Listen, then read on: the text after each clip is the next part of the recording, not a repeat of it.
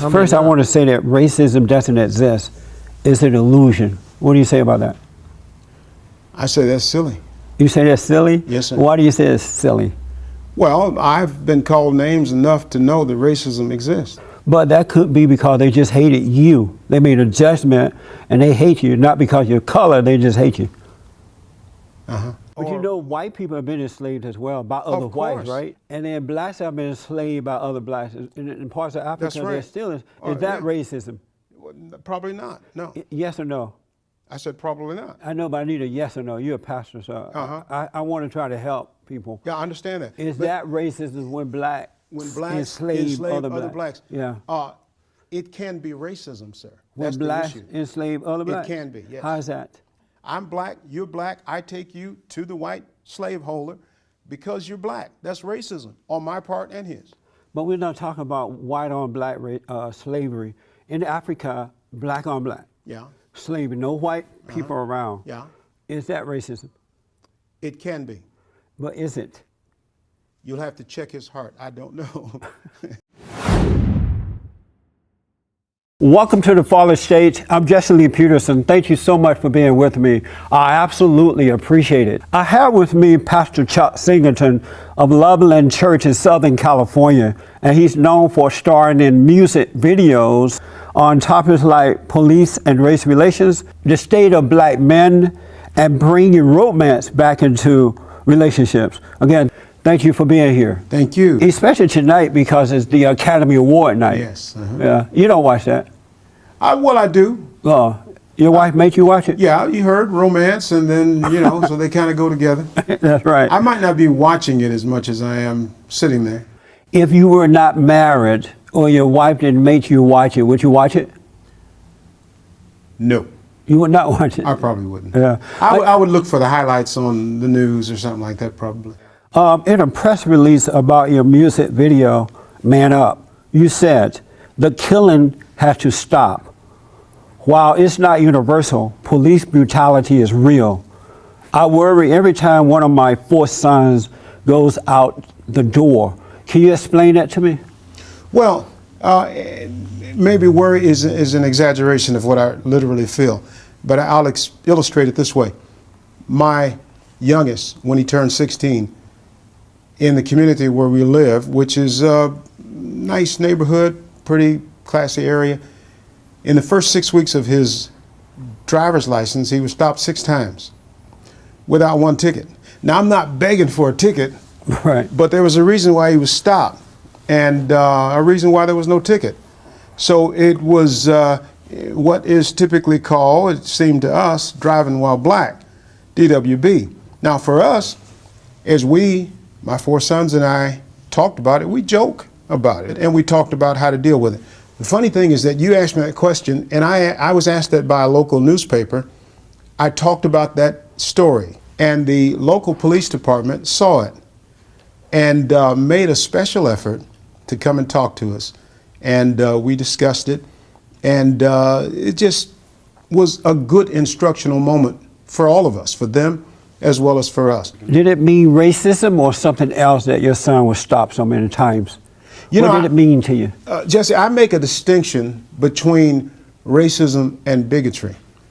Racism can be how you treat a person, sometimes unknowingly, because of their color or the race that they're from. Bigotry is when you have emotion, feeling, and perhaps prejudices. So when your son was stopped for 6 times, what did that mean, bigotry or racism to you? I would think racism. It meant racism? And I would assume racism until someone shows me that it's bigotry. Why would you assume racism? Well, because I like to give people the benefit of the doubt.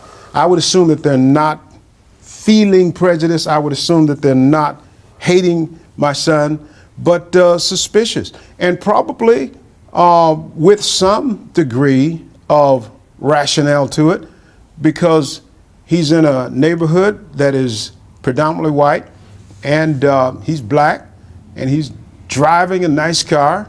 You believe that white cops are racist? No, certainly not. Why would you assume racism then? Well, because he was stopped. So, in other words, if 10 cops passed him by and 1 stopped him, then that 1 might have stopped him because of race. Why do you think so many black men and now black women are stopped? Well, I imagine some are stopped because they were speeding or something. But I would think that if they're stopped in suspicious manners, or in the case with my son, perhaps there are some crime demographics. There are issues that are beyond our control, sociological things. What do you think about hateful groups like Black Lives Matter, those agitators, people like Sharpton and Jackson and Barack Obama and others who have been promoting this idea that white cops are racist and they are protesting and causing white cops to get fired in different areas? I wouldn't put them all in the same category. And why not? Nor would I say that even they can be measured by a given moment in their lives. You don't measure a man by the moment. Why would you not put all of them in the same basket? Well, I think Black Lives Matter, for example, has done some anarchist things of late, and I don't. Have they done any good? In my estimation, they have done some good. Are you okay with them saying Black Lives Matter? With the theme itself, I don't see a problem. So you're okay with it? Some of the issues and some of the approaches and programs that they put forth, I may not agree with. Would you be okay with White Lives Matter if there was a radical agitating group like White Lives Matter out there? Would you be okay with that too? I wouldn't have a problem with it in and of itself. Black Lives Matter were chanted in New York.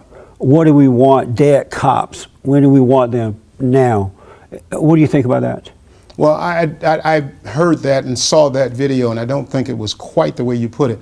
I heard that said, but that was said in the presence of a cop, and it was said. No, I saw them marching down the street shouting. Yeah, I saw it too. What do we want? The Dead cops. The cop when do was we right want there. them? Now. The cop was right what there do we with want? them. Dead cops. When do we want them? Now. Right, and one so of the cops it was is right the way there I with said them. that it was. Yeah, well, it was, but it was said with a cop there. They were teasing one another. No, in that nobody context. was laughing. The policemen were not laughing. Well, yes, he was. You look at the video. Well, I didn't see this one thing you're talking Yeah. about. I'm talking about a crowd of folks walking down the road chanting, what do we want, dead cops? Yeah. Well, I would think that in the case with Black Lives Matter, you have not found a great advocate of Black Lives Matter. My view of how civil rights issues should be handled is akin to what Dr. Martin Luther King believes. I don't believe in anarchy. I don't believe that some of the anarchistic approaches of Black Lives Matter are the best ways. So I named Jesse Jackson, Barack Obama, Black Lives Matter, Al Sharpton, the NAACP, the Congressional Black Caucus, and most of the black preachers who are not called by God but by their mama. They're all in the same basket, but you didn't agree with that, right? I certainly don't agree with that. And why not? What's the difference between who in that group should not be in that group? Well, I think, for example, your last part, and most of the black preachers who haven't been called by God but by their mama, I don't know how you can make such a determination. Unless you've surveyed them, and maybe you've gone to the National Baptist Convention or the AME churches. I've interviewed over 400 of them, and except for 2, all of them were called by their mama or grandmama. Yeah, well, you picked the right 400 then. The reality is, whether you're in Los Angeles, there are more than 400. So if you count Chicago and New York, it would take a little more than 400. So in that group that I named, tell me something. Who shouldn't be in that group of agitators? Who in that group that I named? Yeah. As what? Agitators. As agitators? For evil. For evil. Mm-hmm. I don't know any of them that ought to be in that group as agitators for evil. Really? Yeah. Name one that's good in that group. I think probably, unless you have some specials among those 400, I wouldn't call any of those that you've named as anything but good. So the ones I named are all good? In my estimation, there's some good in all of them. Really? And what is good? Let's do Barack Obama. What's good about him? What's good about Barack Obama? Yeah. He has made a place in history as the first black president. And whether we agree with him or not, or like it or not, he was not only as Dick Cheney and some others said mistakenly elected the first time. He was elected twice. That affirmation from the American people has to be accepted, whether people But want to how is accept it or that not. good? Well, I mean, the reality is that the American people think he's good. But I'm Even asking if- you as a pastor, Well, how is that good? I'm saying that whether you and I agree on what's good or not, the American people have agreed I know, twice but that you he's as a good. pastor are giving me I'm something going there. good. I'm going So give me something good about Obama, man. Good about Obama, he saved the auto industry in the United States when it crashed right after he was elected. Is that, so that's a good thing that he, That's a good thing. let me ask, Barack Obama support abortion at any point, even if a baby should come out alive, let the baby die on the medical table, he said. Is that good? I didn't hear him say that, but I don't agree with any of his stands on abortion, or I don't agree with any abortion at all. Oh, okay. Yeah. Barack Obama supports same-sex marriage. Is that good? I don't agree with that either. We are more divided as a race today than any other time in the history of America under Barack Obama. Blacks and whites are divided today. Blacks and whites divided? Yeah. I that disagree with you good? there as well, because as I said to someone who said, you know, it's a real problem. White people are so upset because of Barack Obama. And I reminded that black person that Barack Obama could not have become president without white support. So would you call those things evil that I named that he support? I would. You would call them evil? When you speak of abortion? Can sure. a man be good and evil? No, but a president can do good and evil things, as have been done for 47 different So you presidents. named a physical thing that he did, and that's up for question. I just don't have time to get into it. But how about all the moral things that he's not a moral man? Right. Does that concern you? I would say that those issues you named are definitely immoral. But I'd also point out that George W. Bush appointed the first gay ambassador. And why are you telling me about Bush? I'm asking about I'm Obama. saying that because my point is not so much as you might think as a Republican Democrat. It's really not for me. No, I'm not thinking that at all right now. Okay, good. Yeah, I'm not My thinking point that. in pointing that out is that in every case, So you're pointing out presidents- another bad behavior to justify Obama's bad behavior? every president makes decisions, some of which you can't really get to the White House without making some, what I would consider, immoral, bad moves. So you're and okay judgments. with that then, that he's Certainly evil not. in that area? No, certainly not. Oh, okay. Certainly not. But I'm okay that he's president as much Did as you- I would have been did with you vote George for W. him? I voted for Barack Obama. And you voted for him twice? I voted for Barack Obama twice. Why? Primarily because I wanted to give a black man a chance to do it. And But it's not a good man. well, And by you being a pastor, I would think again, you would look for a good, if you got to have a black one, Sure. that you would look for a good black man. Sure. To me, as I look at him or George W. or his father, George H.W., both of them made decisions too. There's got to be someone in the White House, and there are going to be some decisions that are not lining up with the Bible and not lining up with me. So I you know voted there's for some- Obama simply because he was a black man. If I had done that, then I'd be voting for Ben Carson, and I'm not doing that. You're not voting for Dr. Carson? I'm not. He's a better man You than just Obama. prophesied that I'm voting for Trump, so I guess I That's couldn't be right. voting for Carson. Stomping for Trump. Let me ask, are black Americans suffering due to racism or the lack of moral character? It's neither. Why are they suffering? Well, I'm not. And Most black people are though. And why are they? In the sense that it has the vestiges of racism. In other words, the root of it comes out of racism, i.e., if my father or his father couldn't go to school because he was black and couldn't get a college education, and so I come out talking in a different vernacular and cannot speak both my Ebonics, as they say, patois, as well as to be able to speak standard English, the consequence is I go interview for a job, and another kid who's white, who's had that background, whose parents taught him a certain way to talk or other things, then he's able to get that job, and I have some things that are holding me back because I can't talk a certain way, and I'm talking like this, Let's and do so this. I go to get the job. Just for me, I'm black and slow. Okay? So I want to go back to the question, are most black Americans suffering due to racism or the lack of moral character? Well, it is a false equivalency. It is neither. It is. So they're not suffering due to racism. It is both. And they're not suffering. More than both. But you give me too many answers. That's all you can get, though. I mean, everything's not a soundbite. There are some things. No, I want to know, are they suffering due to racism or the lack of moral character? It is not either or. So they're not suffering due to racism, and they're not suffering due to the lack of moral character. It is both and some more. Does racism affect black employment? Yes. Are there other things that affect black employment? Certainly there are. Racism is one of them. Perhaps some character issues, depending on who the person is. Let me go back to this. First, I want to say that racism doesn't exist. It's an illusion. What do you say about that? I say that's silly. You say that's silly? Yes, sir. Why do you say it's silly? Well, I've been called names enough to know that racism exists. But that could be because they just hated you. They made a judgment and they hate you, not because of your color, they just hate you.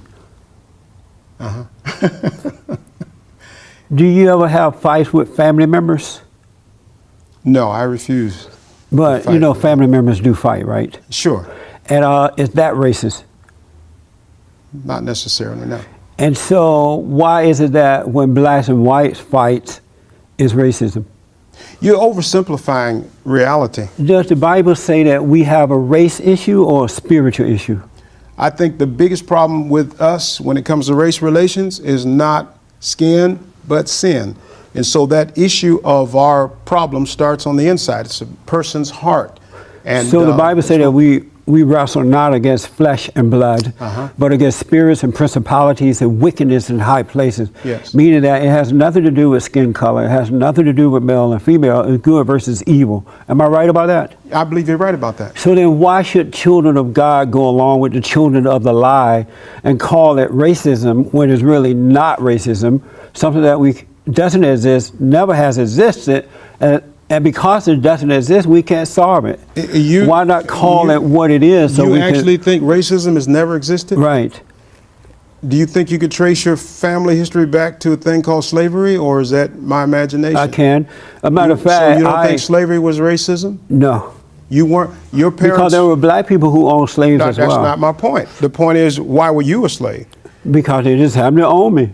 But let me tell you But it had nothing to do with your race. Well, is there a reason why the preponderance of slaves in America, they were just accidentally black? But you know, white people have been enslaved as well by other whites, right? And then blacks have been enslaved by other blacks. In parts of Africa, That's right. they're still is that racism? Well, probably not, no. Yes or no? I said probably not. I know, but I need a yes or no. You're a pastor, so I want to try to help people. Yeah, I understand that. Is that racism when blacks enslave other blacks? Yeah. It can be racism, sir. When blacks enslave other blacks? It can be, yes. How is that? I'm black, you're black, I take you to the white slaveholder because you're black. That's racism on my part and his. But we're not talking about white on black slavery. In Africa, black on black. Yeah. Slavery, no white people around. Yeah. Is that racism? It can be. But is it? You'll have to check his heart. I don't know. The reality is the preponderance, the most of white on black slavery was racism. How do you know that? If you read the writings, if you read the diaries, if you check the historical statements made by the folks who held the slaves, the disrespect, the disregard, making them three-fifths, making them not a person, then 3/5 of a person, that is racism. It was institutionalized, codified right there in the Constitution. That was for the power of the vote. Of course it was, but it's still racism, No, it's regardless not. of what